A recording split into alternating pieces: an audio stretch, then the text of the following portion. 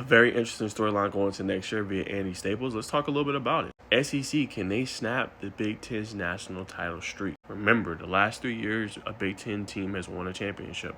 Michigan, Ohio State, and Indiana this year. And like I said, we've seen Nick Saban trolling and obviously talking about it, how more players want to go up north now because obviously the pay, obviously it's more enticing now, and different things like that. I think what the NIL era did, and obviously you look at revenue share, it ushered in, more help, I think, for the Big Ten. Not just the Big Ten, but everybody. There's more parity in college football. You don't have to go to the Georgias, the Alabamas, the Texas Tech, the Texas A&Ms, the Floridas in order to be successful. Not saying that was the case before. You can go anywhere and ball. What I'm trying to say is you didn't have to go to those schools in order to get paid. You didn't have to go to those schools in order to make a difference, right? And now you can go to these Big Ten schools, because remember before this little streak, it was a while before Big Ten team was really that relevant. And when I say relevant, I mean constantly contending for a national championship, right? You have to go back to the early CFP era and think Ohio State. Before that, who else was really contending, right? And remember that team, you had Ezekiel Elliott, you had some of those Marshall Latimers, you had some of those primetime quarterbacks, Braxton Millers, whatever, you know what I'm saying? But now it's different because you can go to an Indiana, not be a 4 or 5 star. Kirk Cinetti doesn't really care. You could be a 3. He don't really care. It's all about development there. It's all about getting the best players that are available, right? That can help fit their scheme and their system. And I think that's what you're seeing, right? Even Michigan, when they won the championship, right? Their quarterback, J.J. McCarthy, yes, he's in the NFL. Was he that highly rated of a player? Blake Corum, Donovan Edwards. When you look at this in its whole totality, you're seeing teams that they're doing more with less. Even in this portal era, even in this transfer portal era, in this NIL era, where you're having to pay guys $4 and $5 million for quarterbacks, a couple million for running back. Sometimes a receiver can get an influx of $3 to $4 million.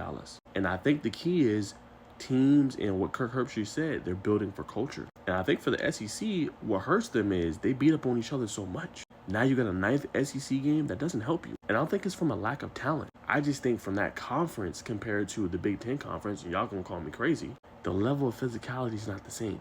Even Caleb Downs, who transferred from Alabama, said the same thing when he went to, obviously, Ohio State. You're thinking Purdue's, the Northwesterns, the Michigan States, the Rutgers. And again, I'm not trying to be disrespectful, but compared to playing that to Alabama this week, Ole Miss the following week, Georgia that next week, then Florida, they're not having to play those kind of games, right? That physicality can take a toll. So again, I'm not excusing the SEC. I always think that they get a little bit too much hype. And I do be feeling like they're the bias in the media is crazy when it comes to the SEC. And they always want to talk about, Miami's really a SEC program just as a ACC team. I hate that. Just give credit to the conference. But I think that's what's going to kind of hurt the SEC. Now, I'm not saying they can't do it. I think there will be a team from the SEC that's playing for a natty next year. I do believe that. I think that Texas is going to be in that conversation. Texas A&M again is going to be in that conversation when we look at next year. I think those teams are going to make some noise.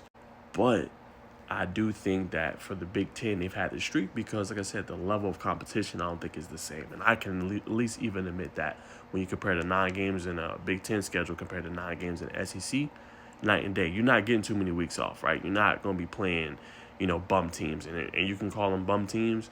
SEC don't really have too many when you think about it, right? It used to be like the Arkansas, the Vandy's. Those teams didn't got, Arkansas wasn't that good this year, but Vandy didn't got good. You know what I'm saying? Or Kentucky. Kentucky, you see what they did to Texas last year. They make it tough. So I think when you have that, it's hard. You know what I'm saying? But somebody's going to do it. Somebody's going to be battle tested. Georgia went 12-1 before losing, obviously to Ole Miss, right? But it's just hard to do that when you have those kind of games, and which is why you see SEC teams, they scheduled a cupcake game. I can't even blame them because it's we having to play so damn much. Why would I continue to want to do that to my body and break my body down? I'm going to get some cupcake games so I can prepare for this damn 9-game slate we finna have. So, yes, I do think there will be an SEC team that's going to be in position to do so. It's all going to matter in the physicality and obviously the work in the trenches, though.